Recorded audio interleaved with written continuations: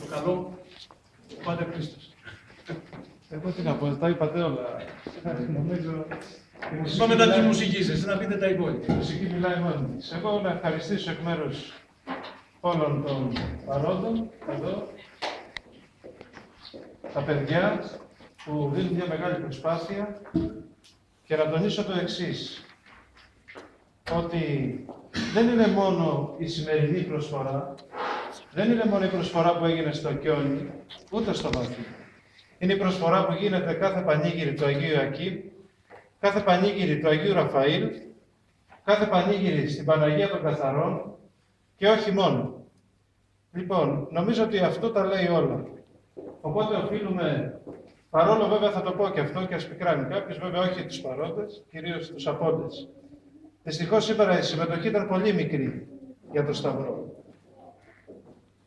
Ας ελπίσουμε όμως στις επόμενες εκδηλώσεις ότι η αίθουσα αυτή θα γεμίσει.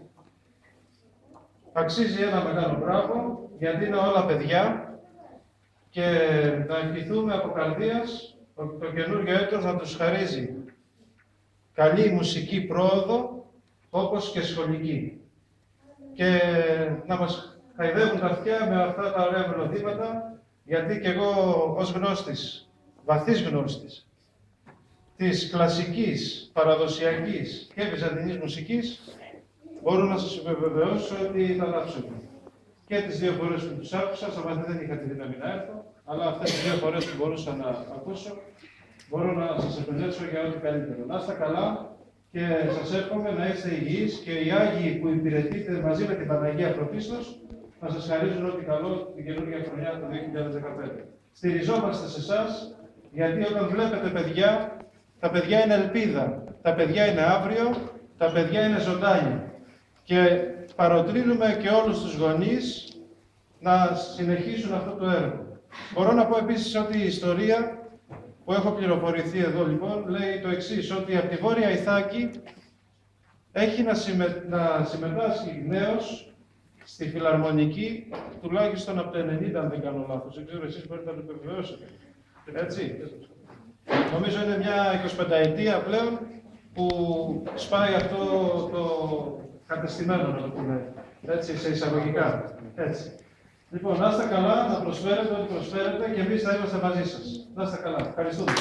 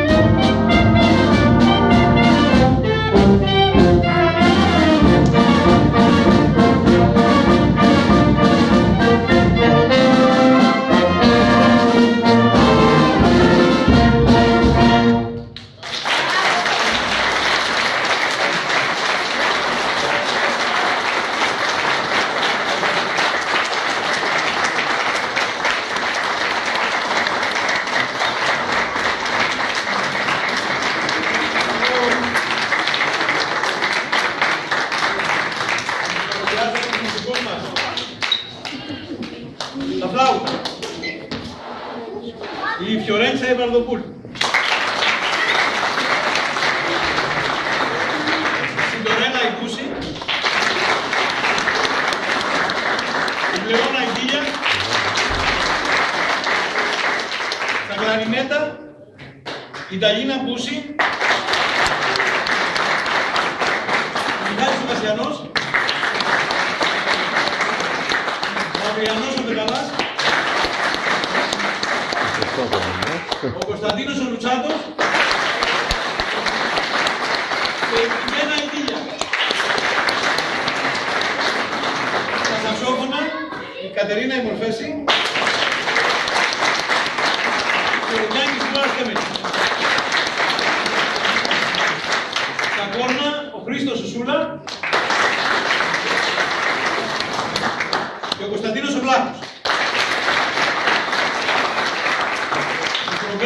Ο Σπύρος ο Μορφέσης, ο Βαγγέλης ο Πετικάρης και ο Χάρης ο Κανέλος. Στα εφώνια ο Θοδωρής ο Καλμούκης και ο Διονύσης ο Πετικάρης. Στο βάθος, στο σκοτάδι, στην Τούμπα, τα βλέπαμε στον Πλασόπουλο.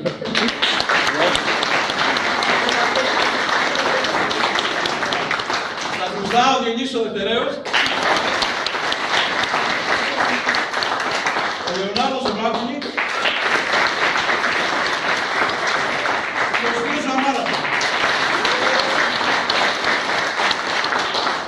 Στη διεύθυνση της ορκίστρας, ο δάσκαλος, ο κύριος Γιώργος Κυριακίδης.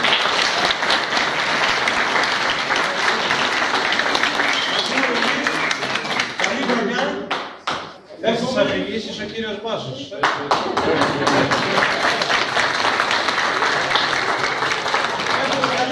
Καλύτερη από την περσινή. Χωρίς πολλά. Καλύτερη από την περσινή. Ένα λεπτό, εγώ ήθελα να το πω, αλλά το παρέλειψα. Ένα λεπτό. Είναι για τη φιλαρμονική.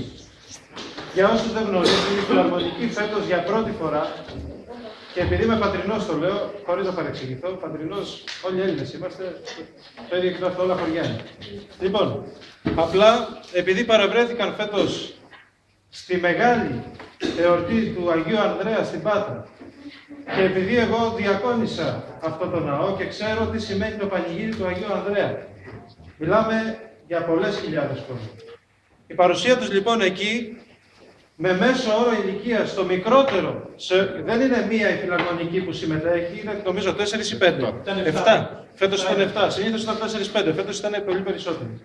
Λοιπόν, αυτό λοιπόν για το νησί είναι μία τιμή και όπως πληροφορήθηκα από τους πατρινούς γνωστούς που έχω και φίλους, η συμμετοχή σας ήταν άξια πολλών συγχαρητηρίων και ευχόμεθα να σας καλούν κάθε χρόνο και όχι μόνο στην πόλη του Αγίου Ανδρέα την Πάτρα και σε όλους τους πολιούχους που γιορτάζουν με αυτή τη λαμπρότητα. Να είστε καλά και νιώθουμε υπερήφανοι για σας, για όλο αυτό που προσφέρετε. Ευχαριστούμε.